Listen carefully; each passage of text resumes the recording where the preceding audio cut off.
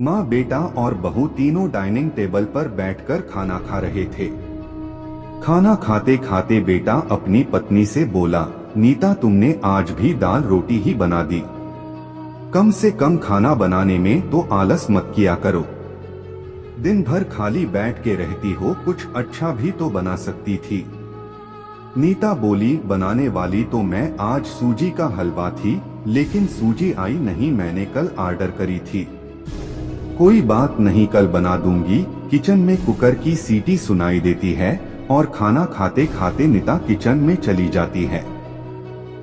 Kitchen से वापस आकर डाइनिंग टेबल पर बैठते हुए नीता कहती है कि आलू पकाने के लिए रखे थे, शाम को आलू की टिकिया बनाएंगे। उसकी सासू माँ भी यह सुनकर खुश होती है।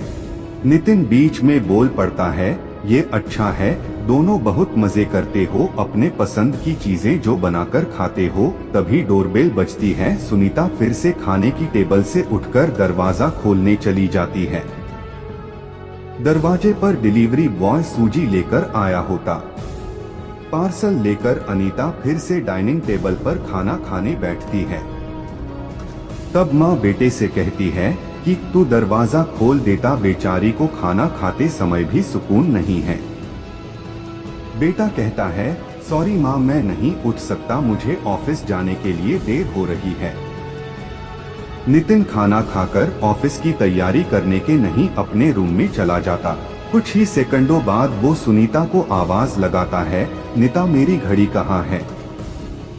मिल नहीं रही है। नीता खाना खाते खाते ही उसे बताती है, अलमारी के ड्रॉअर में देखो।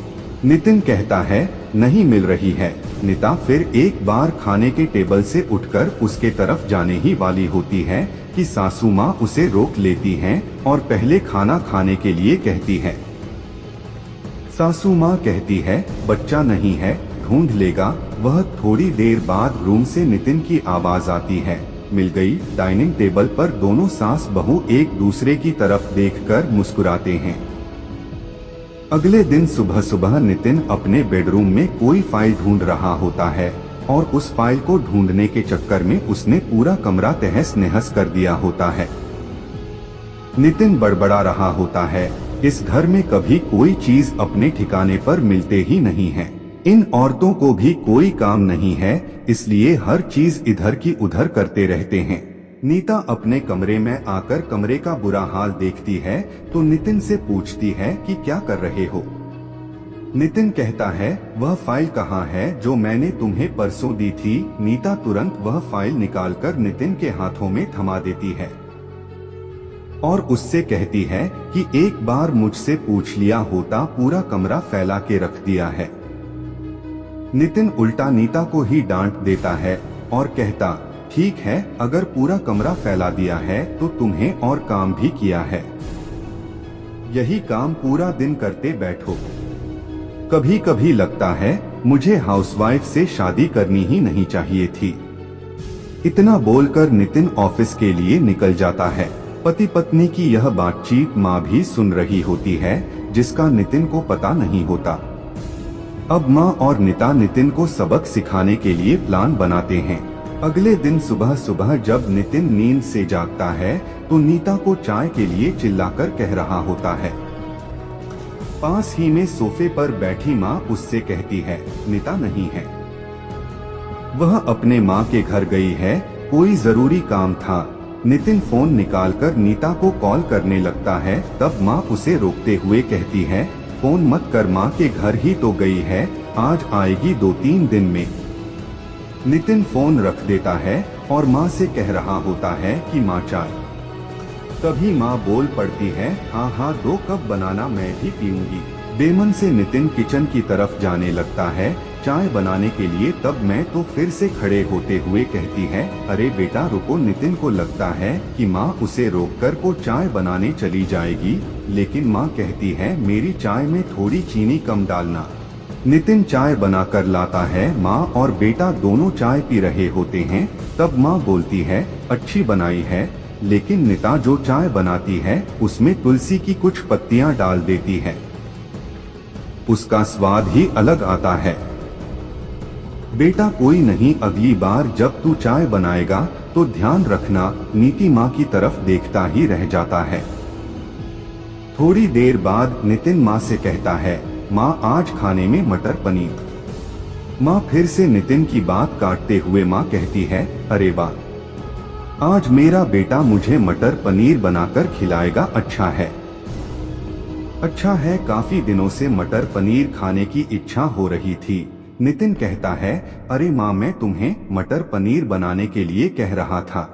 माँ कहती है, नहीं बेटा मेरे घुटनों में बहुत दर्द रहता है, मैं इतने घंटों तक किचन में नहीं खड़ी रह सकती। नितिन अपना फोन निकालकर रेस्टोरेंट से ऑर्डर करने लगता है। तब माँ उसे रोकते हुए कहती है, इस उम्र में मेरा पाचन अच्छा नहीं रहता बेटा, मुझे गैस हो जाती है और तुम मुझे बाहर का खाना खिलाना चाहते हो, तू तो अपनी माँ से प्यार ही नहीं करता। नितिन ना चाहते हुए भी घर का खाना बनाने के लिए किचन में चला जाता है।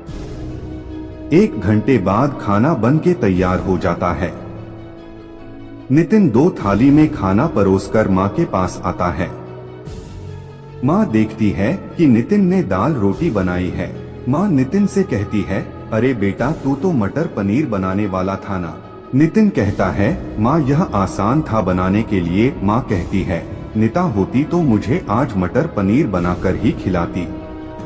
चलो कोई बात नहीं, मैं कहाँ हर दिन मटर पनीर खाती हूँ, आज भी दाल रोटी ही खा लूंगी। अब बैठ साथ में मिलकर खाते हैं।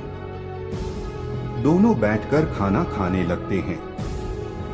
नितिन ने पहला निवाला मुंह में रखा ही होता है कि माँ उसे कहती है, अरे बेटा दाल में नमक थोड़ा कम है, जाकर जरा नमक लेकर आ। नितिन खाते खाते उठता है और किचन से जाकर नमक लेकर माँ को देता है, फिर अपना खाना खाने बैठता है। बीच में ही माँ खांसने लगती है और नितिन से कहती है, अरे बेटा खाना गले में अटक गया है, थोड़ा पानी लेकर आ। नितिन फिर से खाना खाते खाते उठाता है और पानी लाकर माँ को देता है। इन सब से नितिन के मुंह पर परेशानी साफ देखी जा सकती है।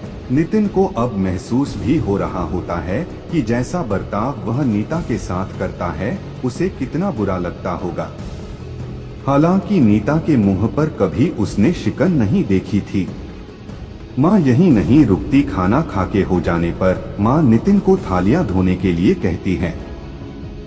फिर माँ अपने बेड पर आराम करने लगती है। तब नितिन को चादर ओढ़ाने के लिए कहती है।